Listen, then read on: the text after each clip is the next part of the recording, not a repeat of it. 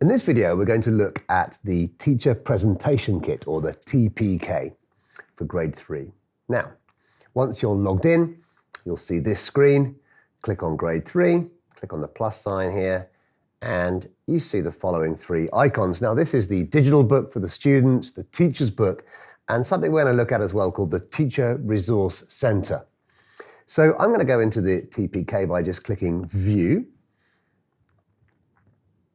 What happens is it will load up the book, and I will find I've got all my books, but actually I only want Max Math Primary 3. So I click on that one, and here are my chapter headings. They're exactly the same as in the student book or the teacher guide.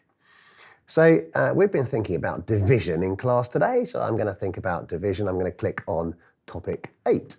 When I do, it automatically says, oh, you mean pages 146 to 169. I click on those and it shows me them just like that. Up they come. It starts with the chapter heading, and you'll recognize this is exactly the picture that you see in the student book. And it's got all my objectives, the idea of grouping, the crucial relationship between multiplication and division, and so on. In fact, I'm just going to show you something here. If I want to draw attention to something, I can just click the highlighter and say, you know what, this is very important, understanding, all right? Because a lot of division is carried out without much understanding, and it's too procedural. So now let's have a look at what happens when we go inside. I click these left and right arrows to move back and forth between the pages. And as you can see, it's exactly the same as the pupil books, with a few key differences. For example, you'll see quite a lot of the time in the margins, you'll see these headphones. And this icon is really important, especially for children for whom English is not their first language. And many children using Max Math Primary will be learning in English, but might not be necessarily native English speakers. So this is designed to support them. How? I'll show you. Let's see an icon here, and you can see it's up comes this keyword, division. Division. There we go, division. Let's try this one, equal grouping. Equal grouping. Let's try this one. A phrase. Sometimes it's not just a word, sometimes it's a phrase. How many ways can we divide? How many ways can we divide? If you feel it's missed a little bit at the beginning, don't panic, just go again. How many ways can we divide? Perfect. Okay. What else can we do? Now, for example, one of the things that's very easy to do using this software is to maybe do this. So I can click my pen and I can start dividing my 18 into the equal groups. If I deliberately make it a bit messy and it's not very good, then what I can do is double click on it and press delete, and I get another chance. Now you'll notice I double clicked outside it, and what that's done is also useful. That's zoomed in on the place that I double clicked. Not a problem at all. To zoom out again, you simply double click one more time. Another powerful feature. This is good. You can put text boxes in. So let me see. I want to put a text box here because I want to add an extra challenge. Yeah. So I might go, what if there was one more dot? And now I've actually rewritten the textbook to suit my particular class. So levels of challenge are a real bonus that you can put in here. Other things include add a personal note. Now this is great. If I want to put a personal note, click here and put a personal note here. And this personal note might say something like, we need more practice at this task. Just to remind me as a teacher that we need more practice. I don't need to show everyone in the class that. I can just hide it using this icon, but it's still there. What's even better is next time I come into the TPK, I log in, it will still be there. And I can choose to have it, just double click it, and I can see what's written. I can change and edit that as well. Let's keep going through, because there's another particular type of icon I want to show you, and that's this one. In fact, I'm going to double click just to get a little larger. This icon here is all about interactive activities. So double click, and this is about division and multiplication. If you click this, now you see the real power of the TPK, which is actively interactive elements. Look at this. Here's a box. Remember, the key here is that blue boxes are editable. So we're asked, are these sentences true or false? And we're asked to put a T or an F. We can check the answer to 4 times 5 by reversing it to 5 times 4? Well, I think we can because of the commutative property of multiplication. So I'm going to say that one is true, and I just type a T. We can check the answer to 6 divided by 3 by reversing it to 3 divided by 6. I'm not sure about that because that's about groups of 6 from 3 and groups of 3 from 6, and I think those are different, so I might choose false. We can check the answer to this by this, and again, just to save time, I'm going to say that's false. We can check the answer to 15 divided by 3 equals 5 by changing it to 3 times 5. Well, that is true. That is true, but let me suppose that it wasn't true. Let me deliberately make a mistake, because this is about understanding inverse operations, of course. Let's submit my answers, and it will say you got 3 out of 4. Well, we knew we were going to get 3 out of 4 because we made a mistake deliberately. But let's see what happens. We can check our answers, and it will tell us which one we got wrong. Not only that, if we reset the activity, we can reveal the answers either all together or, perhaps more usefully as a teacher, one at a time. How about that? Okay. Let's look at another one. As you can see, they're all quite different in style. Now this one, be careful, look at and complete the sentences. If you can't see any sentences, that might suggest you need to look over here at the scroll bar. And if I scroll down, you'll see the sentences. Okay, and this is all about vocabulary, language, using English and maths together. So this is a multiplication table or grid. So I'm going to drag table in there. Remember, the blue things are the things that you can probably manipulate and move around. With 10 something and 5 something. Well, 10, is it rows or is it columns? So obviously I think it's columns, so I'm going to do that. And 5 rows. Here we go. We can use it to find out multiplication and division. Well, let's go with facts. Let's go with facts. Pop that in there. For example, 7 something by 3 is 21. I'm going to pretty much go with that.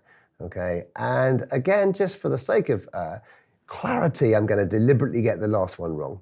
Here we go. I'm going to submit my answers, and it will say 5 of them, not so bad. I check, and of course it tells me that that should have been the word divided. Okay, too late to change it now. I've submitted my answers, but that's okay. I can reset and have another go. Let's have a look at one more activity. Problem solving again. Toby's grandmother is baking cakes for a festival. Each cake needs 3 eggs. She has 20 eggs. Put the words in the correct order. So this is as much about comprehension as it is about maths, and that's crucial. You can't really teach mathematics without using language, and nor should you try, because language is what we use to think with. So again, really reinforcing that support for children whose English is not as strong. And that's enough. You can look through the others at your leisure. The last thing I want to show you is the search box. This is terribly useful when we're looking through a chapter or a book for a particular word or idea. Up here on the bar, you'll see this search icon. Click it and the left-hand side of the page becomes available. And I might want to use the word column. Maybe my children haven't understood the word column. So if I type it, C-O-L-U-M-N,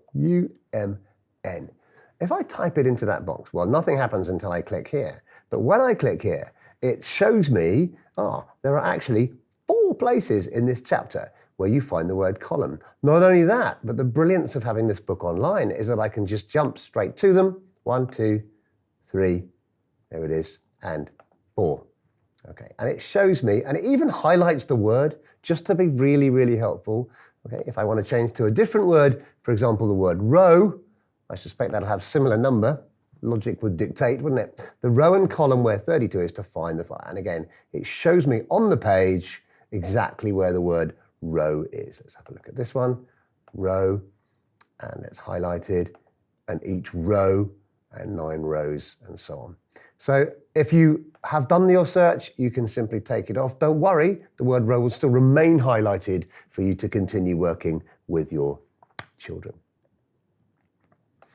Finally, I'd like to show you about the Teachers Resource Centre. This is something different to everything we've looked at so far, and it's pretty much exactly what it says. It is a resource centre. It's some extra resources to save teachers time.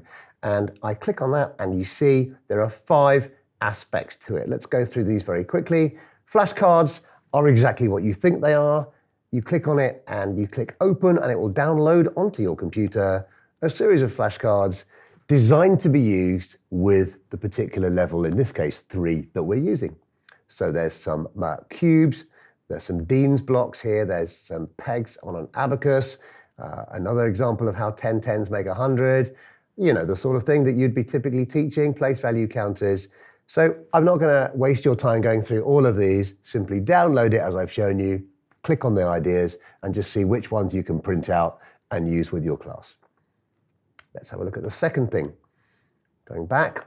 So the second thing is scope and sequence. This is very, very useful for curriculum. Now, whenever you have a learning objective, simply look down. There we go, that was quick loading. Simply look down the left-hand column for your objective. So for example, I might be thinking about digits in 3-digit numbers. Although these particular objectives are aligned to the Cambridge International curriculum, most curricula have very similar sort of objectives.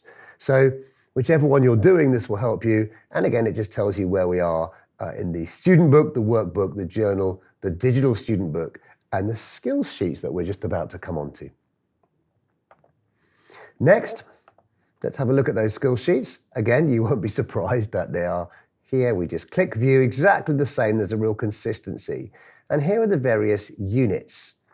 Now, these units correspond to the chapter headings. Let's have a look at Unit 8, for example, and you'll see that Unit 8 is all about division. It corresponds to Chapter 8.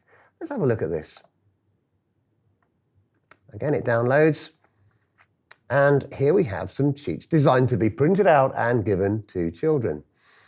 You can see this is a more challenging task, perhaps, and this is about embedding those ideas.